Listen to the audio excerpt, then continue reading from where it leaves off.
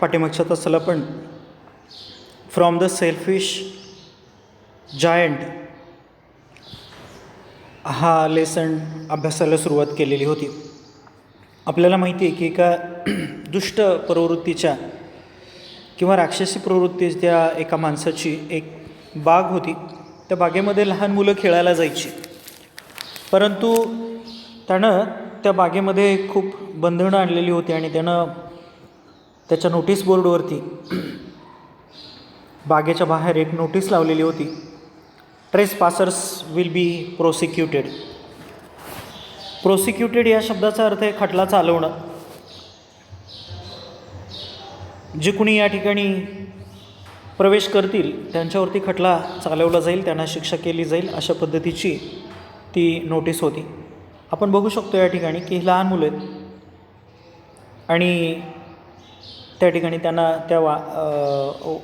त्या राक्षसी प्रवृत्तीच्या माणसाचा जो वाडा आहे, कॅसल म्हणतो आपण, जुना वाडा, त्या वाड्याच्या भोवती असलेली जी काय गार्डन आहे, सुंदर बाग, ज्याला आपण ब्युटिफुल गार्डन म्हणतो, त्या बागेमध्ये खेळायला जायचं आहे, परंतु तिथे जी बंधनं आणलेली आहेत, मुलं काही त्या ठिकाणी खेळायला जाऊ शकत नाहीत. आणि त्याचा परिणाम हा इतर घटकांवरती कसा झाला आहे हे ह्या लेसनमध्ये सांगितलेलं होतं. बघूयात आपण. The only people who were pleased were the snow and the frost. Please याचा अर्थ आनंदी होणं. फक्त तेच आनंदित झालेले होते त्या बागेमधले दोन घटक, एक म्हणजे स्नो, बर्फ, आणि दुसरी गोष्ट फ्रॉस्ट म्हणजे दव. सकाळी नाही का आपण हिवाळ्यामध्ये बघतो की गवताच्या हिरव्यागार पानांवरती दव बघायला मिळतं, ज्याला आपण दवबिंदू म्हणतो. प्रकाशकिरणं त्याच्यावरती पडली की त्या दवांमधून सप्तरंगी इंद्रधनुष्य बघायला मिळतो. Spring has forgotten this garden they cried. आणि त्यांनी थोडंसं तक्रारीचा सूर त्या ठिकाणी आळवला की वसंत ऋतू ह्या बागेमध्ये यायचं विसरून गेलेला दिसतो आहे. Spring has forgotten this garden. Spring याचा अर्थ वसंत ऋतू, आणि फॉरगेट, FORGET, फॉरगेट. फॉरगेट म्हणजे विसरणं.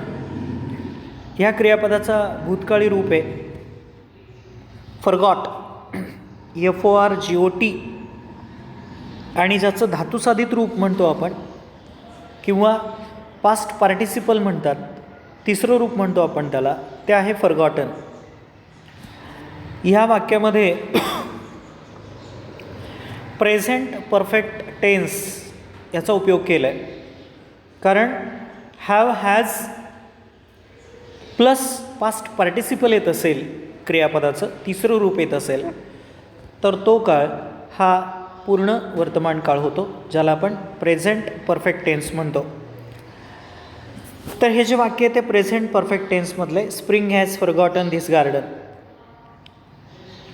ह्या दोन्हींनी पण तक्रारीचा सूर आळवला की वसंत ऋतू हा बहुतेक विसरलेला आहे ह्या बागेला, तो यायचं राहूनच गेला, विसरूनच गेला. So we will live here all the year round. आणि म्हणून मग आपण या ठिकाणी वर्षभर व्यवस्थितपणे या ठिकाणी राहू, असं ते एकमेकांशी बोलत आहेत. The snow covered up the grass with her great white cloak. बर्फानं देखील हिरवंगार जे गवत आहे त्या ठिकाणचं,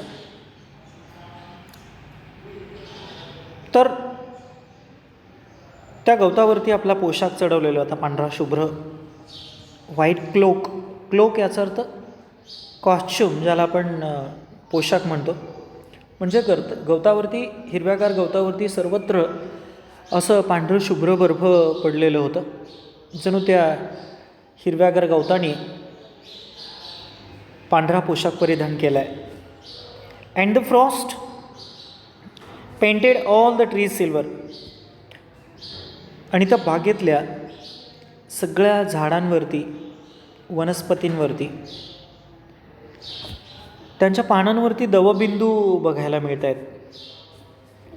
आणि ह्या दवबिंदूंनी ती झाडं अगदी चंदेरी करून टाकलेली आहेत. सिल्वर म्हणजे चंदेरी.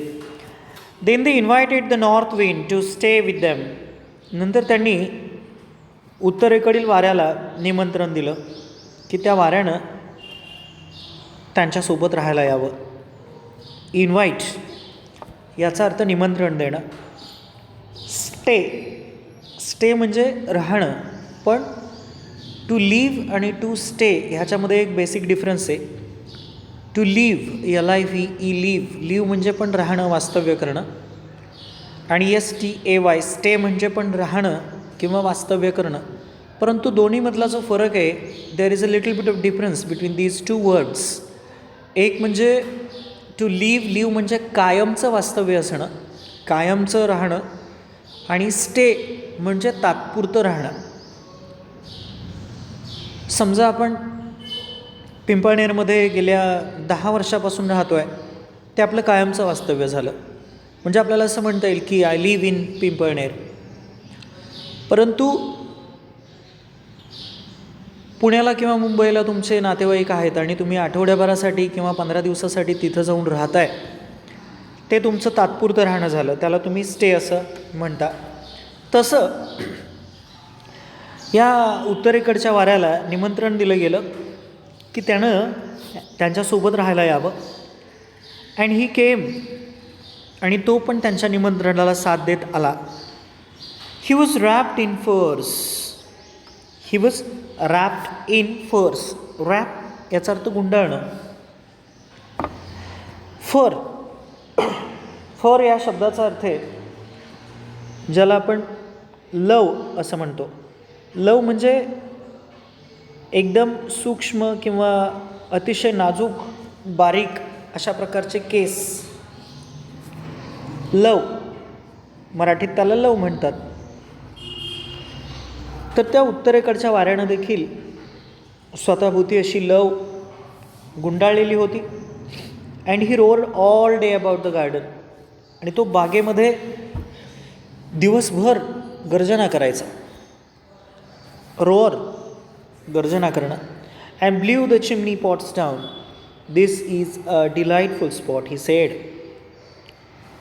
आणि अगदी त्याच्याही तोंडून उद्गार बाहेर पडले, this is a delightful spot.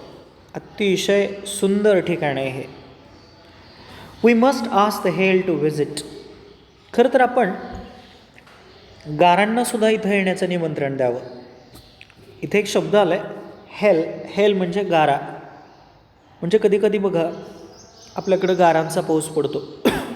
पांढऱ्या शुभ्र टपोऱ्या अशा गारा, ज्याला हेल असं संबोधतात. So the hail came. आणि म्हणून गारासुद्धा त्या ठिकाणी आल्या. Every day for 3 hours he rattled on the roof of the castle till he broke most of the slates and then he ran round and round the garden as fast as he could go. गारांना सुद्धा निमंत्रण देण्यात आलं. ह्या गारा अगदी दिवसभर 3 तास त्या जुनाट जो वाडा होता ना, कॅसल, या वाड्याच्या छतावरती, रूप म्हणजे छत, ह्या छतावरती त्या खडखडाट करायच्या. रॅटल, रॅटल म्हणजे खडखडाट करणं. आणि हा खडखडाट करून कुठंपर्यंत खडखडाट करायच्या, टिल म्हणजे पर्यंत, ही broke most of the slates.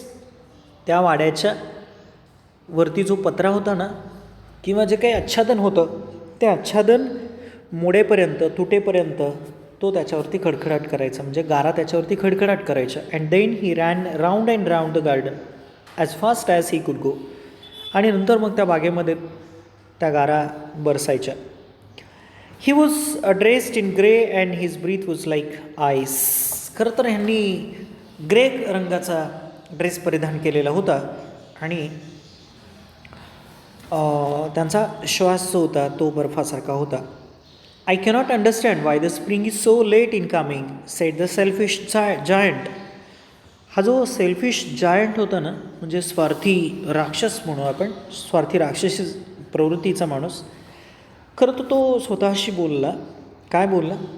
I cannot understand why the spring is so late in coming. मला हे समजू शकत नाही की वसंत ऋतूनं ह्यावेळेस यायला उशीर का केला. इतका उशीर तो कधीच करत नाही. As he sat at the window and looked out at his cold white garden. तो खिडकीपाशी बसलेला होता त्याच्या त्या वाड्यामध्ये, कॅसलमध्ये. And he looked out at his cold white garden.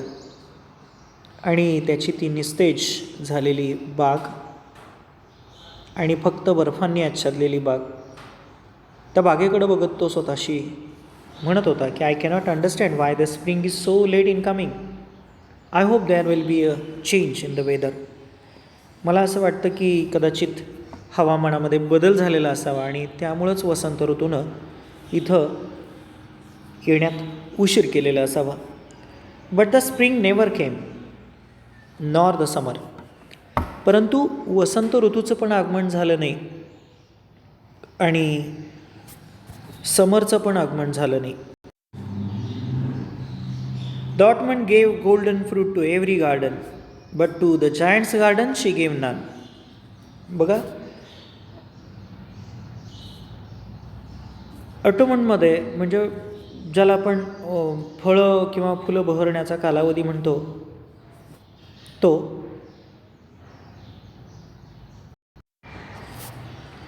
The autumn gave golden fruit to every garden. शरद ऋतूमध्ये प्रत्येक बागेमध्ये सोनेरी फळं ही तो देऊन गेला, कारण ह्या ऋतूमध्ये झाडांना फळं येतात. परंतु या राक्षसाच्या बागेमध्ये मात्र एकही फळ आलं नाही एकाही झाडाला, कारण त्या ठिकाणी या ऋतूनं प्रवेश केलाच नव्हता. He is too selfish she said, so it was always winter that. नंतर हिवाळा आला. And the north wind and the hail and the snow danced about through the trees. हिवाळा ऋतूचं आगमन झाल्यानंतर उत्तरेकडचा वारा, गारा आणि बर्फ या झाडांच्या मधून नृत्य करायला लागले. One morning the giant was lying awake in bed and when he heard some lovely music. एके दिवशी हा जो जायंट आहे, राक्षस आहे, तो झोपलेल्या अवस्थेमध्ये होता. परंतु त्यानं एक सुंदर संगीत त्यावेळेस ऐकलं. It sounded so sweet to his ears that he thought it must be the king's musicians passing by. त्याला ते संगीत इतकं गोड वाटलं, इतकं छान वाटलं त्याच्या कानांना ऐकायला, की त्यानं असा विचार केला की कदाचित राजाच्या दरबारी असलेले संगीतकार हे या बागेच्या जवळून जात असतील. It was really only a little Lynette singing outside his window, but it was so long since he had heard a bird sing in his garden that it seemed to him to be the most beautiful music in the world. परंतु त्यानं ज्यावेळेस बारकाईनं पाहिलं त्यावेळेस एक छोटा Lynette पक्षी हा त्याच्या खिडकीच्या बाहेर गुंजन करत होता. बरेच दिवस झालं त्याला ह्या पक्षाचं गुंजन त्याच्या बागेमध्ये ऐकता आलं नव्हतं, कारण अख्ख्या जगात सगळ्यात सुंदर असं गुंजन ह्या पक्षाचं त्याला वाटायचं. Then the hail stop dancing over his head and the north ceased roaring and delicious perfume came to him through the open casement. I believe the spring has come at last said the giant and he jumped out of bed and looked out. उत्तरेकडचा वारा त्या ठिकाणी गर्जना करत होता.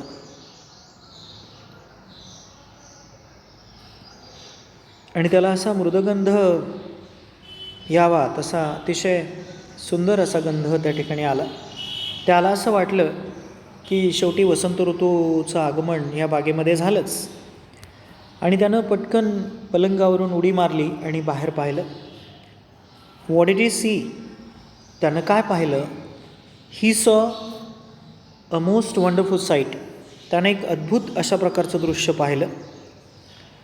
Wonderful या शब्दाचा अर्थ आहे अद्भुत.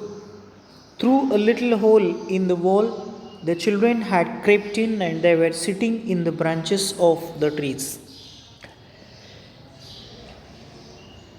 त्याला हे दृश्य दिसलं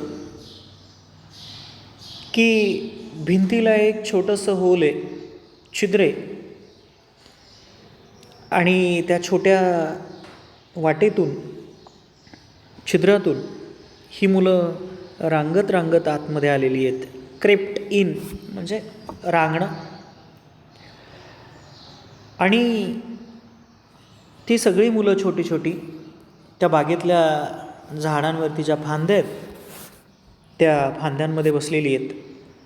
in every tree that he could see there was a little child. त्या बागेतल्या प्रत्येक झाडाच्या फांदीवरती प्रत्येक मूल दिसले, म्हणजे बसलेलं पाहिलं त्याने. And the trees were so glad to have the children back again. अगदी त्या बागेतली झाडंसुद्धा खुश झालेली होती, कारण मुलं पुन्हा त्या बागेमध्ये आली होती. That they had covered themselves with blossoms and were waving their arms gently about the children's heads. आणि मग ही जी झाडं आहेत त्या झाडांनी बहर, त्या ठिकाणी झाडांवरती बहर आला, बहरली झाडं, आणि त्यांनी आपले सौम्य हात या मुलांच्या डोक्यावरती ठेवले. The birds were flying about.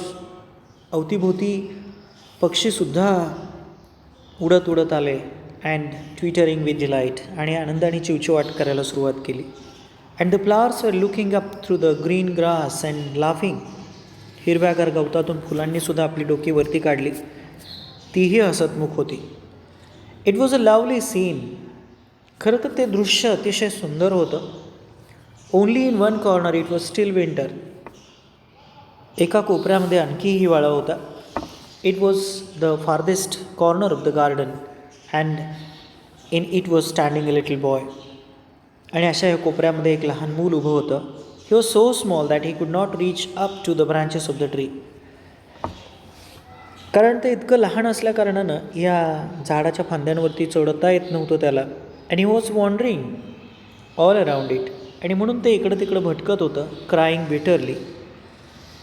त्याला खरं तर ह्या बागेमधल्या झाडांवरती चढून बसता येत नव्हतं, म्हणून ते रडत होतं, अवतीभोवती फिरत होतं. The poor tree was still covered with frost and snow. ते बिचारं कोपऱ्यातलं झाड मात्र आणखीही दवबिंदूंनी आणि बर्फाने आच्छादलेलं होतं. And the north wind was blooming and roaring above it. आणि तो उत्तरेकडचा वारा त्याची गर्जना तो करतच होता. Climb up little boy sed the tree. ते झाड त्या मुलाला म्हणालं, वरती चढ ना. And it bent its branches down as low as it could, but the boy was too tiny. त्या झाडानं स्वतःहून आपल्या फांद्या ह्या खाली केल्या, त्या मुलाच्या उंची इतक्या खाली. परंतु तो मुलगा फारच खुजी होता, फारच बुटका होता, टिनी म्हणजे लहान होता. And the giants heart melted as he looked out. हे दृश्य बघितल्यानंतर त्या राक्षसी प्रवृत्तीच्या माणसाचं हृदय वितळलं.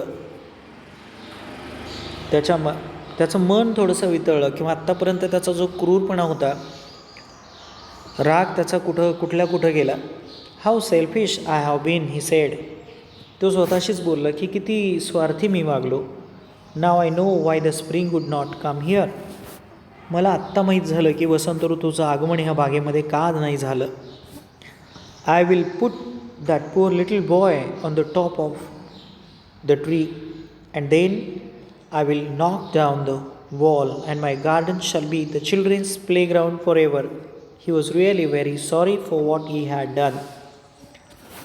खरं तर त्यानं त्या लहान मुलाला एका झाडावरती स्वतःहून चढवलं आणि त्यानं स्वतःशी असा विचार केला की मी त्या लहान मुलाला ह्या झाडावरती चढवणार आहे आणि माझ्या बागेमध्ये ही मुलं कायमस्वरूपी खेळतील. खरंच त्याला स्वतःचा खूप द्वेष वाटायला लागला. आपण या ठिकाणी बघू शकतो हा राक्षसी प्रवृत्तीचा माणूस आहे. लहान मुलाला त्यानं स्वतःहून झाडावरती चढवलं आहे. आपण पुढं पाहूयात ते. So he crept downstairs and open the front door quite softly and went out into the garden. But when बघा ह्या राक्षसी प्रवृत्तीच्या माणसानं काय केलं आहे, तर त्यानं समोरचा दरवाजा उघडला हळुवारपणे त्या बागेचा. परंतु मुलांनी ज्यावेळेस त्याला पाहिलं, दे वर सो फ्रायटन्ड, ती मुलं इतकी घाबरली की that they all ran away, सगळी मुलं तिथून पळून गेली. And the garden became winter again. आणि पुन्हा आणखी एकदा ती बाग ओस पडली. Only the little boy did not run, for his eyes were so full of tears, and he did not see the giant coming. फक्त हे लहान मुलंच फक्त तिथून पळून गेलं नाही त्या राक्षसाला बघून, कारण त्याचे डोळे पाण्याने डबडलेले होते. पूर्णपणे त्यांच्या डोळ्यात पाणी होतं, अश्रू होते, आणि त्यामुळं त्याला त्या जायंटला पाहता आलं नाही. तो न दिसल्यामुळं ते मूल तिथंच उभं राहिलं. And the giant stole up behind him and took him gently in his hand. तो राक्षस लपत छपत त्या मुलाच्या पाठीमागे गेला आणि त्याला अगदी हळुवारपणे आपल्या हातावरती घेतलं. And put him up into the tree. आणि त्यानं झाडावरती त्या मुलाला बसवलं. And the tree broke at once into blossom and the birds came and sang on it. पक्षी पण त्या ठिकाणी आले. सगळा बगीचा बहरून गेला. And the little boy stretched out his 2 arms and plunged him round the giant's neck and kissed him.